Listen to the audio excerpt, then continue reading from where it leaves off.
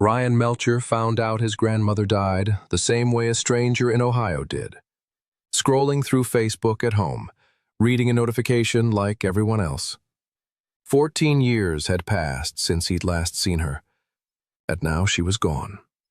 The woman the whole country had loved, the singer, the movie star, the face of American optimism, spent her final years behind high walls in Carmel, California, managed by a man who quietly cut her family out of her life. Her name was Doris Day, and the version of her story most people know leaves out almost everything that actually mattered. She was born Doris Mary Ann Kappelhoff on April 3, 1922, in Cincinnati, Ohio, in a working-class neighborhood where her father, William, taught music and her mother, Alma, kept the household running. One of her brothers died before she was born, and when her parents divorced, something that carried real social weight during the Great Depression, Alma raised Doris largely on her own. The family struggled, but even as a child, Doris had a stubborn streak that people around her couldn't ignore. At 12 years old, she won a dance competition by standing on her hands for more than 3 hours straight, earning free lessons as the prize, and she used every one of them. Dancing was the dream, but at 14, a train struck the car she was riding in and shattered her leg so badly that doctors considered amputation. For over a year, she couldn't walk, cycling through painful surgeries and long stretches of recovery. And that's when she turned to singing.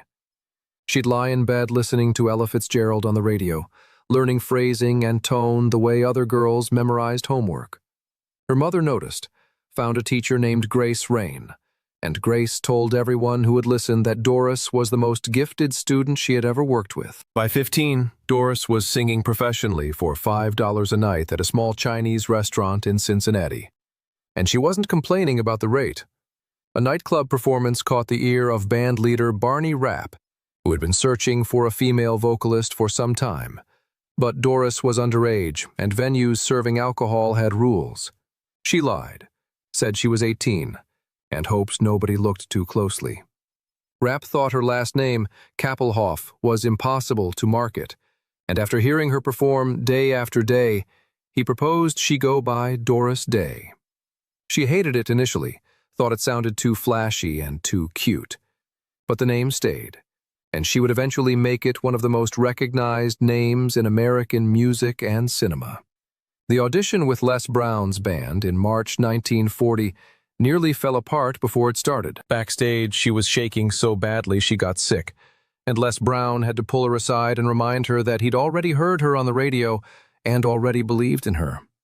She walked out and sang "Embraceable You," and the room shifted. She got the job. What followed was the period that forged her voice into something genuinely her own. On Valentine's Day in 1941, while traveling with the band, she learned her brother Paul had been killed in a car accident. She chose to perform that night anyway, pouring every bit of that grief into the music, and the audience felt it without knowing why. That ability, to carry real feeling into a performance without letting it break, would define her for the rest of her career in popular music. The biggest moment with Les Brown came in 1945, when Doris pushed the band to record Sentimental Journey. Brown called it old-fashioned and didn't want it anywhere near their setlist, and she told him plainly that if they didn't record the song, she would leave. He relented. She recorded it with a cold that week, which gave her voice a husky, worn quality that turned out to be exactly right, and the song sold over 1 million copies in its first year, becoming the unofficial anthem for soldiers returning home from World War II. A cold, a standoff, and a song nobody wanted, and the result was one of the most beloved recordings of the decade, built on a voice that happened to be sick. Columbia Records signed her on September 1st, 1947, to a 7-year deal worth $1 million, one of the largest contracts of that kind for a female artist at the time. Her first recording session nearly collapsed when she rejected every song the studio had selected as dated and dull. After arguing her way into choosing her own material, she sat down and recorded It's Magic in a single take. Columbia couldn't press copies fast enough, eventually halting production on other records entirely just to keep up with demand. The song sold over 2 million copies and earned her an Academy Award nomination, which is a remarkable outcome for a recording session that almost didn't happen. Secret Love, in 1953, had an even stranger path. Written for the film Calamity Jane, Doris found the lyrics too sentimental and refused to sing them outright. Director David Butler arrived at her home late at night with champagne and a piano player and spent hours working to convince her. She came into the studio the next morning, exhausted from a fight with her husband, sat down, and recorded the song in one take. The orchestra cried. The sound engineer reportedly couldn't speak when it ended. Columbia released the recording without a single edit, and Secret Love spent 19 weeks at #1 on the Billboard charts, selling over 4 million copies worldwide, and winning the Academy Award for Best Original Song.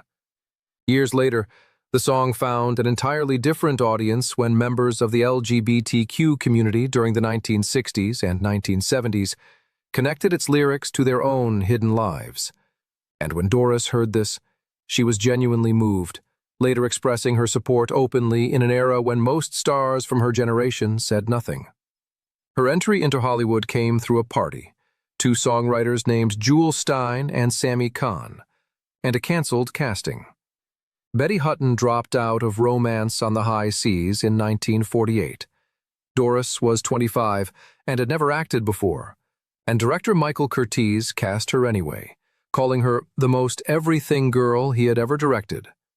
Warner Brothers signed her immediately after. Throughout the 1950s, she moved through musicals at a relentless pace, starring in Calamity Jane in 1953, where she broke a rib doing her own stunts, including jumping onto a moving stagecoach. And the film still earned $3.7 million. The Pajama Game in 1957 pulled in $5 million at the box office, built significantly on her performance and the hit song, Hey There. Love Me or Leave Me in 1955 changed how people perceived her entirely. Playing singer Ruth Etting, a woman controlled and abused by her manager, the performance was so precise that Ruth Etting herself remarked she never knew she'd been that good. James Cagney believes Doris deserved an Oscar nomination for the role.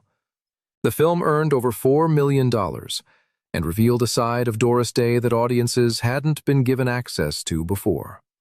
What followed was 5 consecutive years as the top box office attraction in America, from 1960 to 1964, a record only Shirley Temple had previously held. Pillow Talk in 1959, her first film alongside Rock Hudson, cost $3 million to produce and grossed over $18 million, earning her the only Best Actress nomination of her career. By 1965, her films had generated over $200 million combined, and she was commanding $750,000 per picture, plus a share of the profits. None of that wealth survived what Martin Melcher and his business partner Jerome Rosenthal were doing behind her back.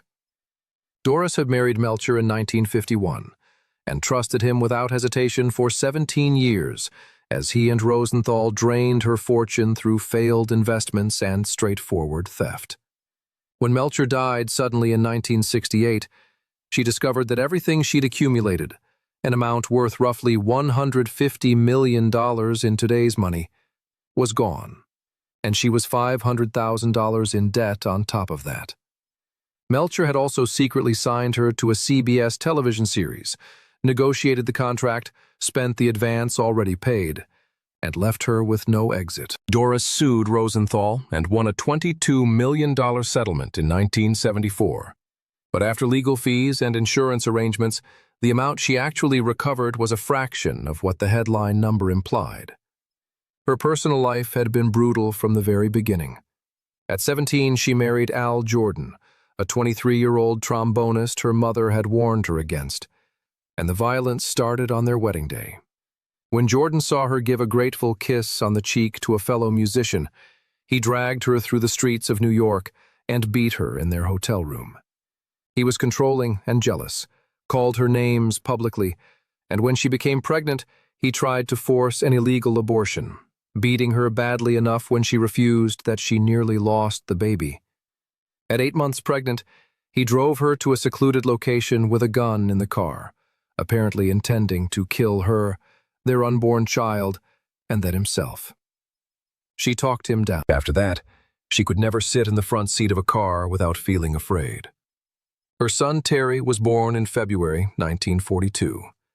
When Jordan began directing violence toward the baby, she left. Her second marriage to saxophonist George Weidler in 1946 lasted 8 months before he ended it. He didn't want to be overshadowed or known as Mr. Doris Day. Terry Melcher built his own identity in the music industry, producing Mr. Tambourine Man and Turn, Turn, Turn for the Byrds, and working with Paul Revere and the Raiders throughout the 1960s. In 1988, he produced Kokomo for the Beach Boys, which became their first #1 single in 22 years. In 1968, Terry had been living at a house on Cielo Drive in Los Angeles with his girlfriend Candace Bergen. He'd been introduced to Charles Manson through Beach Boys drummer Dennis Wilson, and Manson had pushed for Terry's help in securing a record deal. Terry declined. Manson reacted with fury. A few months after Terry moved out of that house, Sharon Tate and her friends were murdered there by Manson's cult, and some people have long believed Terry was the intended target.